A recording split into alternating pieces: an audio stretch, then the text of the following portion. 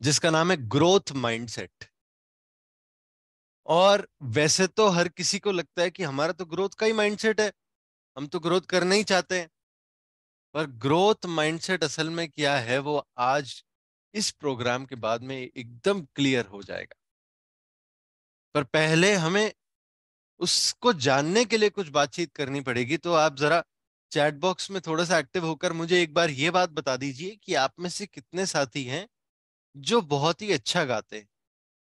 मी लिखकर chat box में बता दीजिए कितने साथी हैं जो बहुत अच्छा गाते हैं। चिंता की कोई बात नहीं है, मैं गवाने नहीं वाला हूं। आप एक बार जरा सिर्फ चैट बॉक्स में लिखकर बता दीजिए कि कितने साथी हैं जो बहुत अच्छा गाते हैं। मी लिखकर बताएं।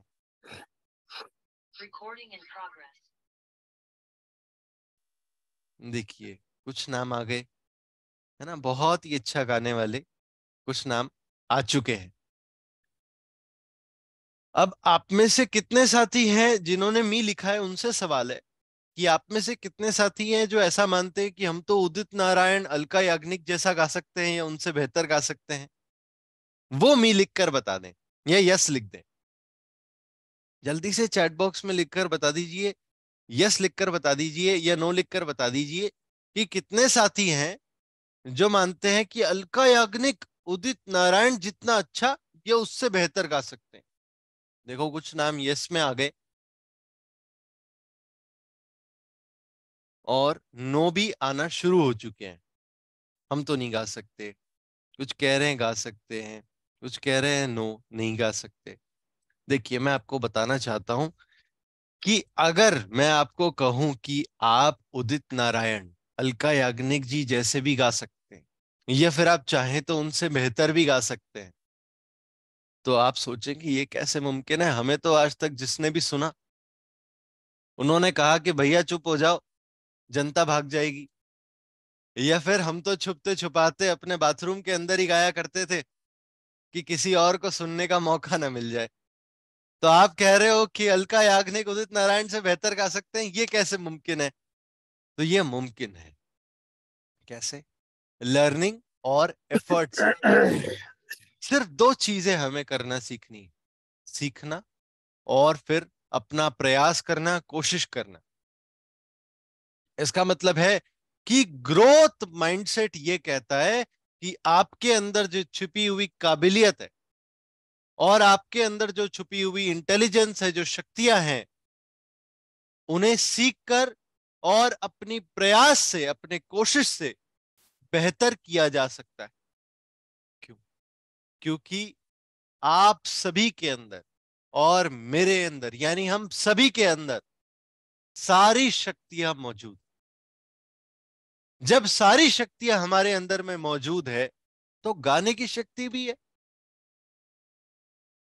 बिजनेस करने की शक्ति भी है, इंडिया का नंबर वन बनने की शक्ति भी है, डायमंड बनने की शक्ति भी है। जब सारी शक्तियां हमारे अंदर में ही मौजूद है तो फिर ऐसा कैसे कि कोई बन रहा है कोई नहीं बन रहा है? तो उसके पीछे सिर्फ एक ही बात छिपी हुई है, वो है सीखना, लर्निंग, और उसके बाद में कोशिश करना, यानी कि एफर्ट्स। ये दो चीजें अगर हम करना सीख जाएं तो उससे हमारी ग्रोथ होनी शुरू हो जाएगी। और उसी के मुकाबले में फिक्स्ड माइंडसेट वाले सोचते हैं कि जो भी लर्निंग है, यानी कि जो भी हमारी काबिलियत है, जो भी हमारी इंटेलिजेंस है, वो तो पत्थर में जड़ दी गई है, उसे तो बदला ही नहीं जा सकता। पर ऐसा नहीं है, बदला जा सकता है। हम जो चाहें वो हासिल कर सकते हैं। क्योंकि अगर ऐसा ही होता कि बदल नहीं पाते, या ऐसा ही होता कि काबिलियत अंदर में होती, ऐसा ही होता कि अगर कोई पर्सन पैदा ही स्मार्ट हो गया होता, तो भगवान जो होते ना क्रिकेट के, सचिन तेंदुलकर, वो रात में 3 बजे उठकर मैदान पे जाके प्रैक्टिस नहीं कर रहे होते। ये जो खेलने की काबिलियत आई है, ये प्रैक्टिस से आई है। उसके पीछे सालों की मेहनत है, घंटों घंटों की मेहनत है, जो हर दिन उन्होंने पसीना बहा बहा कर करी है। तब जाकर जब वो मैदान में जाकर खेलते हैं तो लगता है कि यार ये तो कमाल की खेल खेली उन्होंने। अब आप में से कितने साथी हैं जो, बताइए, सचिन तेंदुलकर या उससे बेहतर क्रिकेट खेल सकते हैं? जल्दी से चैट बॉक्स में लिखकर बता दीजिए यस और नो।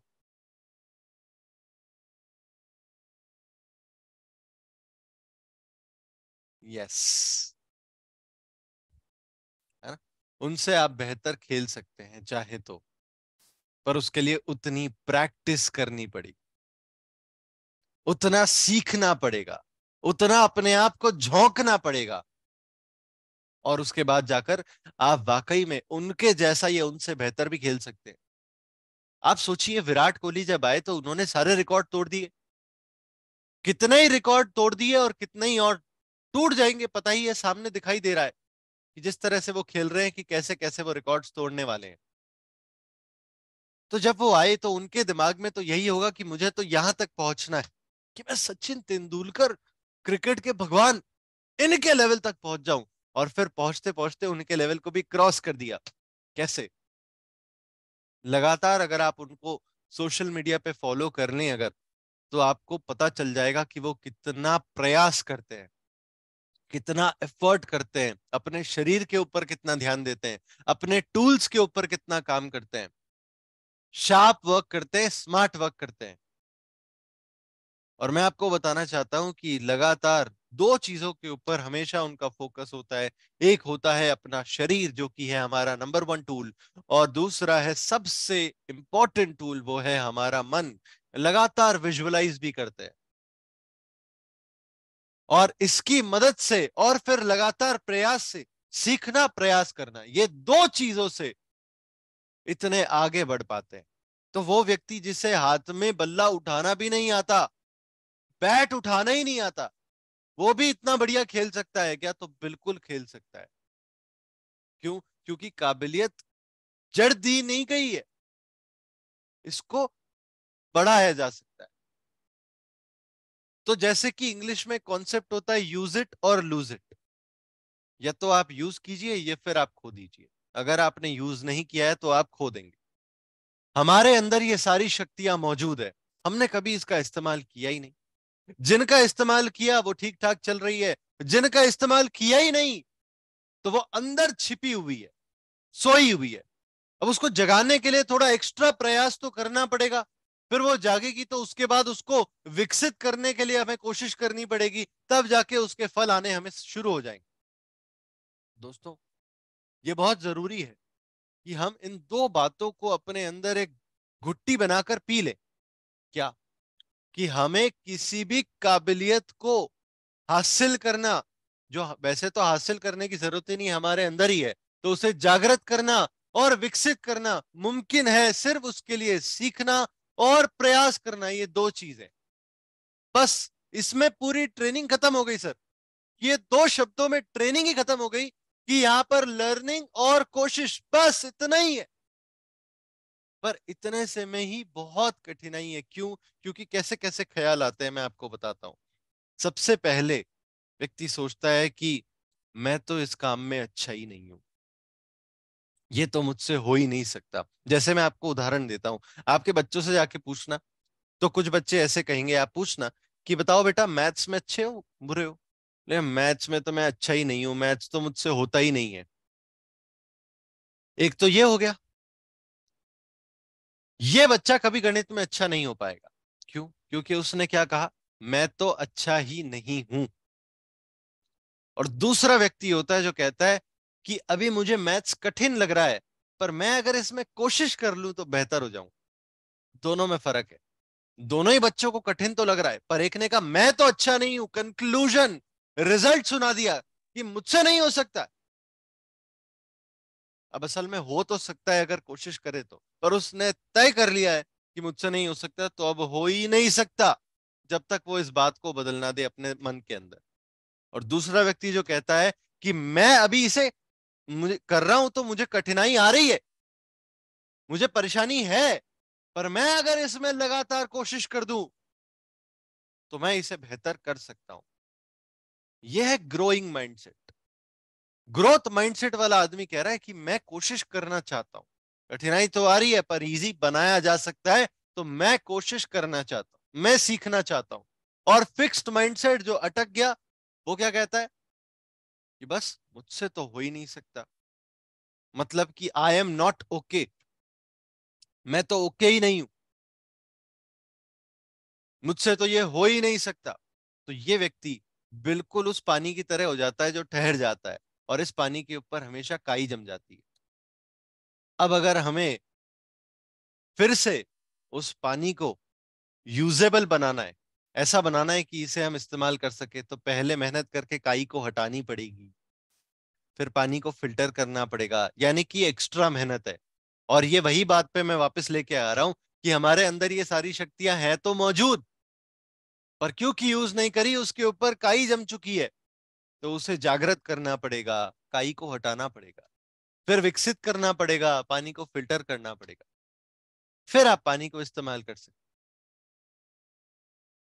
यहां पर एक और प्रॉब्लम आती है कि फिक्स्ड माइंडसेट वाला बोलता है, अगर वो अच्छा हो गया कि आई एम द बेस्ट, मेरे से बेहतर कोई हो ही नहीं सकता और मैं इससे बेहतर नहीं हो सकता, अंदर में एक बात आ जाती है कि बस मैंने तो सब कुछ हासिल कर लिया। अरे आप देखो, मैं तो कहीं भी नहीं था, मैं तो यहां तक पहुंच गया। अरे भाई, आप और ऊपर पहुंच सकते हो। आप जहां कहीं भी पहुंचे हो, वहां पर आके आप रुक मत जाओ, कंफर्ट जोन में मत अटक जाओ। क्योंकि कंफर्ट जोन से निकलना मुश्किल होता है, क्योंकि निकलते ही सबसे पहले डर लगता है ना, फियर जोन आ जाता है। डर लगता है कि और ऊपर बढ़ेंगे, कहीं नीचे ना फिसल जाए, कहीं कुछ गलत ना हो जाए, हम आगे बढ़ पाएंगे या नहीं बढ़ पाएंगे। पर अगर आपने ठान ली है कोशिश करके आगे बढ़ने की, तो आप जरूर बढ़ सकते हो। और यही फर्क है ग्रोथ माइंडसेट और फिक्स्ड माइंडसेट वाले। ग्रोथ माइंडसेट वाला कहता है मैं तो इससे बेहतर कर सकता हूं, पर फिक्स्ड माइंडसेट वाला बोल देता है कि ये तो मैंने बहुत ही बढ़िया कर दिया, बेस्ट। बेस्ट नहीं है, आप इससे बेहतर कर सकते हैं। अब चाहे दुनिया का आप बेस्ट कर लें, पर आप उससे और बेहतर करने के काबिल हैं। दो अलग अलग बातें हो रही है यहां पर, कि फिक्स्ड माइंडसेट वाला एक तरफ तो ये भी सोचता है कि मुझसे तो ये हो ही नहीं सकता, तो ये भी सोच सकता है कि मुझसे अच्छा तो ये कोई कर ही नहीं सकता। यहां पर सब मन के खेल है, और हमेशा अपने मन को समझा कर रखना पड़ेगा कि नहीं, एक तो मैं कर सकता हूं क्योंकि मेरे अंदर काबिलियत है, और दो, मैंने जो कर लिया है चाहे वो कितना भी अच्छा हो जाए, मैं उससे बेहतर कर सकता हूं। फिर यहां पर एक और परेशानी आती है कि कई बार ऐसा होता है कि फिर हम सफल व्यक्तियों को देखते हैं और उनको देखकर हमारे अंदर में आग लगने लग जाती है। और ये आग पॉजिटिव भी हो सकती है, नेगेटिव भी हो सकती है। तो कुछ साथियों के अंदर तो नेगेटिव आग लग जाती है, जलन, ईर्ष्या। यार, ये तो वहां पहुंचने के काबिल ही नहीं है, ये कैसे पहुंच गया, ये मुझसे आगे कैसे निकल गया। मैं आपको बताना चाहता हूं कि इसलिए आगे निकल गया क्योंकि वहां पर पीछे वो मेहनत कर रहा था, जो मेहनत हमें पीछे की दिखाई नहीं दी, जो कोशिश हमें पीछे की दिखाई नहीं दी। वो व्यक्ति लगातार एफर्ट कर रहा था, इसलिए आगे निकल गया। तो दो तरह के व्यक्ति होते हैं। एक होता है जो किसी सफल व्यक्ति को देखकर अंदर ही अंदर में ये सोचने लग जाता है कि यार, ये मुझसे आगे कैसे निकल गया। और दूसरा व्यक्ति होता है जो सोचता है मैं भी कर सकता हूं, मैं भी निकल सकता हूं, मैं भी ऊपर बढ़ सकता हूं। चलो उससे पूछें कि उसने ऐसा क्या कर दिया, मैं भी वो कर सकता हूं। हमेशा हेल्प ले लेना। दो चीजें बहुत महत्वपूर्ण होती है, एक होती है मदद देना और एक होती है मदद लेना। मदद देना और मदद लेना, ये दोनों चीजें बहुत जरूरी है, और अगर हम ये दोनों चीजें सीख जाएं तो आपका पूरा बिजनेस हो जाएगा। मदद देना, मदद लेने में पूरा बिजनेस खत्म। कैसे? चलिए ये भी बता देता हूं। आप जाएं कस्टमर के पास में, और आप एक माइंडसेट के साथ में जाएं कि मुझे तो अपना प्रोडक्ट बेचना है, तो हो सकता है वो प्रोडक्ट खरीदे या ना खरीदे। पर अगर आपका मन बन जाए कि मैं तो प्रोडक्ट बेचने नहीं जा रहा हूं, मैं तो इस प्रोडक्ट के माध्यम से किसी की मदद करने जा रहा हूं, तो माइंडसेट ही शिफ्ट हो गया। माइंडसेट शिफ्ट हो गया। अब आप मदद देने गए। अब अगर कोई मदद ले ले तो बहुत अच्छी बात है, और मदद ना ले तो भी आपको फर्क नहीं पड़ेगा।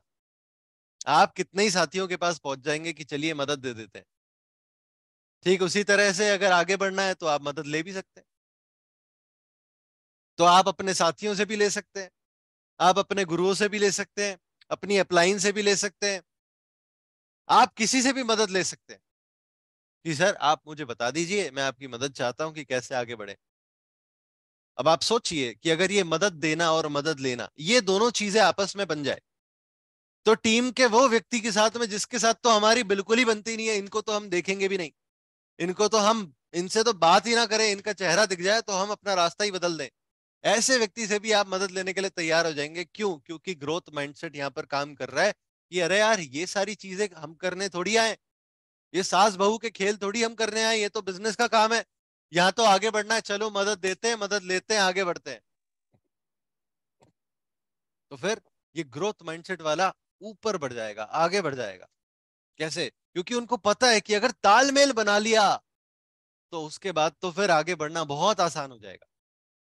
तालमेल से तो बड़ी बड़ी चीजें हासिल की जा सकती है। इसके ऊपर मेरी एक अलग ही कंप्लीट ट्रेनिंग है, वो आप कभी अटेंड कर सकते हैं या फिर वो आप यूट्यूब पर देख सकते हैं, वो यूट्यूब पर भी अवेलेबल होगी। पर कमिंग बैक, कि यहां पर हमें एनकरेज होना है, हमें अपने अंदर में आग लगानी है पॉजिटिव वाली, किसी सफल व्यक्ति को देखकर कि यार अगर ये कर सकते हैं तो मैं भी कर सकता हूं। और उसके लिए क्या करना है? मदद लेना और मदद देना, ये दो चीजें आप करने लग जाइए, दोनों चीजों में आपका पूरा बिजनेस ही हो जाना है। और उसके बाद में एक बात ये भी आती है कि चलो अब हम कोशिश तो कर रहे हैं, कोशिश तो बहुत कर रहे हैं कि ग्रोथ माइंडसेट हमने सीख लिया, कोशिश करते जा रहे हैं, बेहतर बनते जा रहे हैं, पर अचानक से एक काम ऐसा हुआ कि हम तो फेल हो गए। हमने एक प्रयास किया, प्रयास में फेल होते जा रहे हैं। चलिए एक बार हो गए कोई बात नहीं, दो बार हो गए, और कोशिश कर ली, हम तो फेल पे फेल हुए जा रहे हैं। अब क्या किया जाए? क्या किया जाए यहां पर? कोई व्यक्ति होगा जो छोड़ देगा कि बस बहुत हो गया, अब तो फेल पे फेल हुए जा रहे हैं, अब तो नहीं हो सकता, अब तो हम कितनी भी कोशिश कर लें अब तो कुछ हो नहीं सकता, क्योंकि हम तो ये नहीं कर सकते, इतने फेलियर देख लिए, अब कैसे होगा? तो मैं आपको बताना चाहता हूं कि आप रुकिए मत। क्यों? क्योंकि माइकल जॉर्डन जो दुनिया के सबसे सफल बास्केटबॉल खिलाड़ी हैं, कहते हैं उनके पूरी लाइफ में उन्होंने 3,000 के आसपास शॉट्स मिस कर दिए, बास्केटबॉल खेलते हैं, शॉट मिस कर दिए, 900 के आसपास गेम हारे उन्होंने अपनी जिंदगी में, 900 गेम किसे कहते हैं। और उसके बाद में 26 ऐसे मौके थे जहां पर वो आखिरी शॉट मारते और गेम जीत जाते, 26 ऐसे मौके उन्होंने खो दिए, 26 ऐसे मौके जहां पर सिर्फ आखिरी शॉट से गेम जीत जाते, वो शॉट मार ही नहीं पाए। तो इतने फेलियर देखने के बाद भी वो दुनिया का सबसे सफल बास्केटबॉल खिलाड़ी है, इतना सफल कि उनके नाम से जूता बिकता है ना, तो 15,000 से शुरू होता है। सिर्फ उनका नाम जुड़ जाने से जूते की वैल्यू इतनी बढ़ जाती है। और मैं आपको इस जूते की खासियत बताऊं, अगर आप ये 15,000 का जूता खरीद लें तो थोड़े समय बाद उसकी वैल्यू कम नहीं होगी, और बढ़ जाएगी, 20,000 25,000 कुछ भी हो सकती है। ये इतना सफल बास्केटबॉल खिलाड़ी आकर, दुनिया का सबसे सफल, आकर कहता है कि मैं इतनी बार फेल हुआ हूं तब जाकर मैं दुनिया का सबसे सफल व्यक्ति बनाऊं। यह है ग्रोथ माइंडसेट। ये कहता है कि फेलियर का होना तो बहुत जरूरी है, फेलियर ही नहीं होगा तो मैं आगे कैसे बढ़ूंगा? तो फेलियर में खुशी मनाता है। कितने लोगों ने महेंद्र सिंह धोनी वाली मूवी देखी? कितने साथी है जिन्होंने महेंद्र सिंह धोनी वाली मूवी देखी? जल्दी से एक बार यस लिख दीजिए चैट बॉक्स में।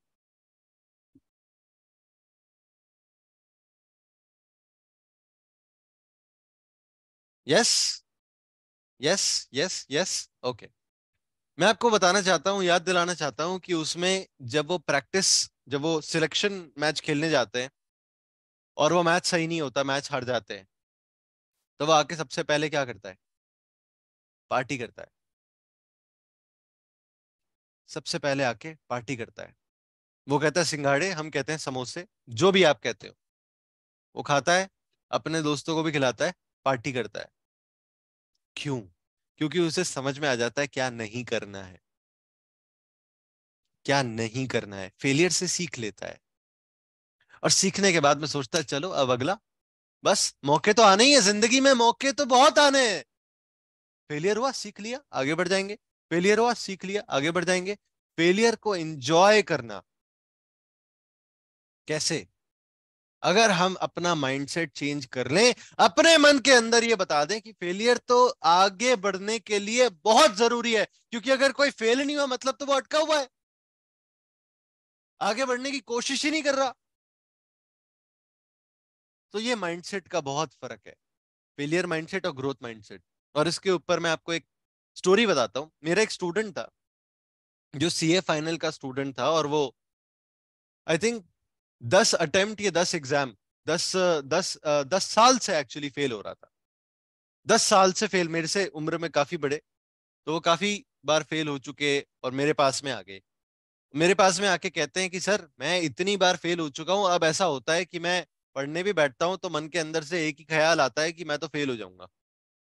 मैं एग्जाम लिखने बैठता हूं तो मेरे हाथ कांपने लग जाते हैं, मुझे डर रहता है कि मैं तो फेल हो जाऊंगा। डर एक ही बात का रहता है कि मैं फेल हो जाऊंगा, फेल हो जाऊंगा, फेल हो जाऊंगा, मैं पास कैसे होऊंगा। पर पास होना बहुत जरूरी है सर, इसलिए मैं लगा पड़ा हूं, इसे छोड़ा नहीं है मैंने। अब आप कुछ करिए। मैंने उसे दो तीन चीजें समझा दी। पहली तो मैंने उसे सब्जेक्ट वाइज गाइडेंस तो दी, क्योंकि मेरे ही सब्जेक्ट में वो अटकता था, तो मैंने उसे पूरा सब्जेक्ट सिखा दिया। दूसरा, मैंने उसे 5x55 की टेक्निक सिखा दी, तो वो करने लग गया। तीसरा, मैंने उसे कहा देख भाई, आप मेरे पास में पहले कब आए थे? तो उन्होंने कहा सर मैं तो पहली बार आया हूं आपके पास में, आज के पहले तो कभी आया ही नहीं। तो मैंने कहा अगर आप एक चौराहे पर खड़े हो जाओ और वहां पर चार रास्ते हैं और आपको एक मंजिल पर पहुंचना था, तो आपने एक रास्ता चुन लिया, आपको पता नहीं है कौन सा रास्ता है, एक रास्ता चुन लिया और वो आपको मंजिल पर नहीं पहुंचाता। फिर आपने दूसरा भी चुन लिया, वो भी नहीं पहुंचाया, और तीसरा भी नहीं चुन लिया, वो भी नहीं पहुंचाया। उसके बाद अब आप चौथे पर आए हो, तो हर रास्ते की मंजिल तो अलग अलग है ना। अब हो सकता है कि 10 रास्ते आपके लिए काम नहीं किए, 10 बार एग्जाम आपने दे दिया, अब ये 11वां रास्ता जो आपने चुना है मेरे पास आने का, ये आपके लिए काम कर जाए। आपको तो इसका आउटकम पता ही नहीं है, तो आप पॉजिटिव होकर भी तो यहां पर एफर्ट कर सकते हो। बोला बात तो सही है, पहले के सारे एफर्ट तो अलग डायरेक्शन में थे, ये अलग डायरेक्शन में। जब रास्ता ही बदल दिया, तो ये रास्ता तो मंजिल पर पहुंचा सकता है ना, तो पहले से नेगेटिव तो नहीं हुआ जा सकता। क्योंकि अगर सेम ही चीज कर रहे होते तब तो तय है, पर अगर कुछ नया कर रहे हैं तब तो पास होना भी पॉसिबिलिटी है। तो उसको ये बात समझ में आ गई, अंदर में पॉजिटिविटी ले आया। और मैं आपको बताता हूं कि आज से 7-8 महीने पहले की बात है। अहमदाबाद के रहने वाले थे, अहमदाबाद एयरपोर्ट से ही मेरे पास में फोन आया कि सर फैमिली के साथ में एयरपोर्ट पे खड़ा हूं, दुबई जा रहा हूं क्योंकि नौकरी लग गई है, आपका बहुत बहुत शुक्रिया। सुनकर बहुत अच्छा लगा, सुनकर बहुत अच्छा लगा। क्यों? क्योंकि उन्होंने मेरे कहने पर अपना माइंडसेट शिफ्ट किया और बने रहे, लगे रहे, कोशिश की, पास हो गए। उनके लिए बहुत बड़ी बात थी। 10 साल से फेल होने वाले आदमी की हम मेंटेलिटी नहीं समझ सकते, खास करके सीए, क्योंकि मैंने तो एक बार दिया है। मुझे तो एक बार में ही पसीने आ गए मैंने तो घर पे कह दिया था अब मैं वापस से नहीं दे सकता। क्योंकि पूरे टाइम घर के अंदर बंद होना, 15-16 घंटे पढ़ाई करना, 18-20 घंटे पढ़ाई करना मुमकिन नहीं है सर। आदमी मेंटली फ्रस्ट्रेट हो जाता है। वो आदमी 10 साल से कर रहा था, तो मैं समझ सकता था कि उसके मन के अंदर में क्या चल रहा होगा। पर फिर भी उसने मेरे कहने पर वो माइंडसेट को शिफ्ट कर लिया और पास हो गया, उसकी मुझे बहुत ज्यादा खुशी हुई। यह है ग्रोथ माइंडसेट। ग्रोथ माइंडसेट पे शिफ्ट करना पड़ेगा अपने आप को, कि फेलियर जरूरी है ये चीज सीखने के लिए कि हमें क्या नहीं करना है। तभी तो अगले रास्ते पर पहुंचेंगे, तभी तो बेहतर रास्ते पर पहुंचेंगे। तो फेलियर का होना भी बहुत इंपॉर्टेंट है। और यहां पर एक और कहानी आती है कि बास्केटबॉल के एक और बहुत अच्छे खिलाड़ी अभी जो, जिनको गूगल पे बहुत सर्च किया जा रहा है, मैं आपको बताना चाहता हूं कि इनको गूगल पर सबसे ज्यादा सर्च किया जा रहा है अभी। हमने तो नहीं किया, पर उसके बावजूद सर्च वॉल्यूम को अगर आप चेक करेंगे तो इनका नाम सबसे ज्यादा आपको मिलेगा, लूका डोंचिच। लूका डोंचिच को दुनिया में गूगल के ऊपर सबसे ज्यादा सर्च किया जा रहा है। ऐसा क्या हो गया भाई, सबसे ज्यादा इनको सर्च क्यों किया जा रहा है? सबसे सफल खिलाड़ी तो माइकल जॉर्डन है, तो ये लूका डोंचिच कौन आ गए? तो मैं आपको बताना चाहता हूं कि लूका डोंचिच एकदम यंग, 21 या 22 साल के आसपास, ये 23 साल के व्यक्ति हैं अभी। और इन्होंने क्या क्या किया है वो मैंने लिख के रखा है, क्योंकि जब मेरे को इनकी स्टोरी पता चली तो मैं बहुत ज्यादा इंस्पायर हो गया। तो मैं आपको बताना चाहता हूं कि जब 7 महीने के थे तब पहली बार बास्केटबॉल को छुआ था, पहली बार हाथ में लिया था। 7 महीने का बच्चा बास्केटबॉल हाथ में ली थी। 1 साल के थे तब से खेलना शुरू कर दिया। 13 वर्ष की आयु में 5 साल की डील करी रियल मैड्रिड के साथ में, जो दुनिया का बहुत बड़ा नाम है। Real Madrid club already international level पर है। 13 साल की उम्र में सिर्फ 5 साल की डील करी, खेलते थे 16 साल की उम्र वाले बच्चों के साथ में। 16 साल की उम्र में आके प्रोफेशनल डील कर ली 5 साल की रियल मैड्रिड के साथ में, पर फिर छोड़ दिया। 19 साल में आकर दुनिया के सबसे बड़े प्लेटफॉर्म एनबीए के ऊपर आकर खेलना शुरू कर दिया, साइन कर लिया बहुत अच्छी टीम ने। 20 साल की उम्र में ऑल स्टार प्लेऑफ अपीयरेंस कर दिया, और सारे 2019 में आके माइकल जॉर्डन के कुछ रिकॉर्ड तोड़ दिए। माइकल जॉर्डन दुनिया का सबसे सफल खिलाड़ी बास्केटबॉल का, 2019 में आके लूका डोंचिच ने उनके कुछ रिकॉर्ड तोड़ दिए। और अब मैं आपको बताना चाहता हूं कि दुनिया की सबसे, मतलब एनबीए की हिस्ट्री में सबसे बड़ी डील उन्होंने 5 साल की करी है, $207 मिलियन की। ये 2021 या 2022 की बात है, $207 मिलियन की। अब यहां पर आके क्या हुआ कि बीच में कुछ खेल ऐसे आए थे जब इतना बढ़िया नहीं खेल रहे थे, तो लोगों ने कहा कि लूका डोंचिच बहुत बड़ा नाम था और अचानक से आकर। तो मैं आपको बताना चाहता हूं कि ऐसा नहीं है। क्यों? क्योंकि जिस दिन ये न्यूज़पेपर में छपा था, जिस दिन ये रिपोर्टर ने ऐसा कहा था कि लूका डोंचिच का करियर खत्म, उसके अगले मैच में उन्होंने रिकॉर्ड तोड़ा, उसके अगले मैच में अपना ही रिकॉर्ड तोड़ा, उसके अगले मैच में अपना रिकॉर्ड तोड़ा हुआ वापस से रिकॉर्ड तोड़ दिया। क्यों? क्योंकि उन्होंने समझ लिया था कि मैं कौन से पॉइंट पे वीक हूं, और लगातार उस पॉइंट पे प्रैक्टिस करने लग गए, अपने आप को बेहतर बना लिया। ये सीख लिया कि मैं कहां पर कमजोर हूं। ये कमजोरियां ढूंढना भी बहुत जरूरी है। अपने अंदर की कमजोरियां अगर हम ढूंढ लें तो उसके ऊपर एफर्ट करके हम अपने आप को और बेहतर बना सकते हैं। सीखने वाली बात है लूका डोंचिच से। सारी चीजें इतनी बेहतर, पर अगर मुझे कोई गिरा रही है तो वो ये एक कमजोरी है, चलिए इसको बेहतर बना लेते हैं। सारे सारे रिपोर्टर चुप रह गए, क्योंकि आज भी अगर आप उनको खेलता हुआ देख लेंगे, मैंने उनको खेलता हुआ देखा, उसके बाद में गूगल पे ही देखा, यूट्यूब पर ही देखा, पर मैंने उनके कुछ मैच देखे कि यार ऐसा व्यक्ति, मतलब इतना अगर उसका नाम है तो कैसे खेलता होगा। मैं आपको बताना चाहता हूं कि एक टीम में 10 लोग होते हैं, और पूरे बास्केटबॉल कोर्ट के ऊपर ऐसे करके 20 खिलाड़ी होते हैं सामने वाली टीम को मिलाकर। वो 20 खिलाड़ियों में से आपको सिर्फ एक ही आदमी दिखाई देगा, वो है लूका डोंचिच। इस तरह से वो आदमी खेलता है। पूरे कोर्ट पर आपकी नजर उस एक आदमी से हट ही नहीं सकती। क्यों? क्योंकि उसने उतनी मेहनत करी है। 1 साल से वो, बचपन के 1 साल से वो लगातार मेहनत करते आया है, प्रयास करते आया है, लगातार कोशिश करते आया है। लोग कहते हैं ये तो बॉर्न टैलेंटेड था। बॉर्न टैलेंटेड कोई नहीं होता। बॉर्न टैलेंटेड अगर होता तो इतनी प्रैक्टिस करके क्यों आता? बिना प्रैक्टिस के ही आ जाता। ये सब कुछ प्रैक्टिस से आता है। बॉर्न टैलेंट कुछ नहीं होता। सारे टैलेंट हमारे अंदर में मौजूद है। अब आप मुझे बताइए कि आप में से कितने व्यक्ति ये मानते हैं कि आप तो बॉर्न टैलेंटेड है? यस लिखकर बताइए। कितने साथी हैं जो मानते हैं बॉर्न टैलेंटेड है हम तो टैलेंट के साथ ही पैदा हुए थे। जल्दी से यस लिखकर बता दीजिए चैट बॉक्स में कि हम तो टैलेंट के साथ ही पैदा हुए थे। यस? नो? क्या बात है, नहीं? टैलेंट के साथ पैदा नहीं हुए थे? No no no? आप सभी टैलेंट के साथ पैदा हुए थे। तो फिर आप तो बोल रहे बॉर्न टैलेंटेड कुछ होता ही नहीं है। अरे बॉर्न टैलेंटेड तो कुछ नहीं होता, पर टैलेंट सब में होता है। उसे जगाना पड़ता है और विकसित करना पड़ता है। आपके अंदर टैलेंट है कि आप सीख सकते हैं। आपके अंदर टैलेंट है कि आप एफर्ट कर सकते हैं, और वो एफर्ट करके आप चाहे जिस शक्ति को, जिस काबिलियत को, जिस इंटेलिजेंस को दुनिया के सबसे बेहतर नामों में जाने के लिए यूज कर सकते हैं। फर्क सिर्फ इतना सा है, आप सभी बॉर्न टैलेंटेड है। और टैलेंट क्या है? क्या है टैलेंट? कि हम तो एफर्ट कर सकते हैं। ये अपने आप में एक बहुत बड़ा टैलेंट है, जो सबके पास में होता है, पर हर कोई यूज नहीं करता। एफर्ट करना।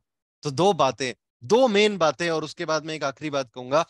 दो मेन बातें जो आज की ट्रेनिंग से आपको बिल्कुल नोट कर लेनी चाहिए, बड़े बड़े अक्षरों में हाईलाइट कर लेनी चाहिए, और पेपर पर नहीं, यहां पर क्या है? एक है लर्निंग और दूसरा है एफर्ट करना। ये दो चीजें अगर कर ली तो ग्रोथ माइंडसेट शुरू हो जाएगा। और एक आखिरी चीज वो ये है कि फिक्स्ड माइंडसेट वाला नई चीजों को ट्राई करने से डर जाता है। क्यों? क्योंकि कंफर्ट जोन से बाहर आना पड़ेगा फिर। जहां पर हम ऑलरेडी कंफर्टेबल पोजीशन में है, पैसा बन रहा है, हम तो कुछ करना भी नहीं पड़ रहा, थोड़ी बहुत मेहनत करते हैं, थोड़े बहुत कॉल लगाते हैं, थोड़ी मीटिंग्स अटेंड करते हैं, थोड़ी सी एफर्ट करते हैं, अच्छा खासा पैसा बन जाता है, जीवन गुजर हो जाता है। क्या जरूरी है? नई चीज को सीखने की क्या जरूरत है? कोई जरूरत नहीं है। क्या जरूरत है? जरूरत है अगर आपको आगे बढ़ना है तो, जरूरत है अगर आपको अपनी काबिलियत को हासिल करना है तो, जरूरत है अगर आपको दुनिया पर अपनी छाप छोड़ना है तो, जरूरत है अगर आपको नाम कमाना है तो, जरूरत है अगर आपको चाहिए कि दुनिया में आपका नाम टॉप नामों में से पहुंच जाए, जरूरत है कि जब दुनिया में लोग आपका नाम सोचे भी तो उनके अंदर में रिस्पेक्ट आ जाए, जरूरत है कि जब लोग आपका नाम पुकारे भी तो नाम पुकारने में खड़ा हो जाए। उसके लिए हमें वो करना पड़ेगा। क्या? नई चीजों को सीखना। नई चीजों को सीखेंगे तो कंफर्ट जोन से बाहर आएंगे। कंफर्ट जोन से बाहर आने में डर लगता है क्योंकि अगला ही जोन फियर जोन होता है कि मुझसे नहीं हुआ तो, मैं फेल हो गया तो ये बात भी अपने आप को समझाना पड़ेगा कि फेलियर तो जरूरी है। और अगर ये सारी बातें समझा ली तो फिर आपको ग्रोथ करने से कोई रोक भी नहीं सकता। फिर आपको हिस्ट्री क्रिएट करने से कोई भी नहीं रोक सकता। इसी बात के साथ में मैं आप सभी का बहुत बहुत शुक्रिया करता हूं मुझे सुनने के लिए। Thank you so much. फिर से मैं एक बार इनवाइट करना चाहूंगा रंजीत सर को। Over to you sir. बहुत बहुत आभार सर। और आपने एक व्यक्ति के अंदर जो परेशानियां आती है, जिस तरह से वो फंसा रहता है, उस सारे चीजों को आपने क्लियर किया बिल्कुल, कि सीखना और प्रयास करना। और कुछ कॉल करने के बाद पैसे आ जाते हैं, दाल रोटी चल जाता है, जिंदगी चल जाती है, तो फिर क्यों हम सीखें।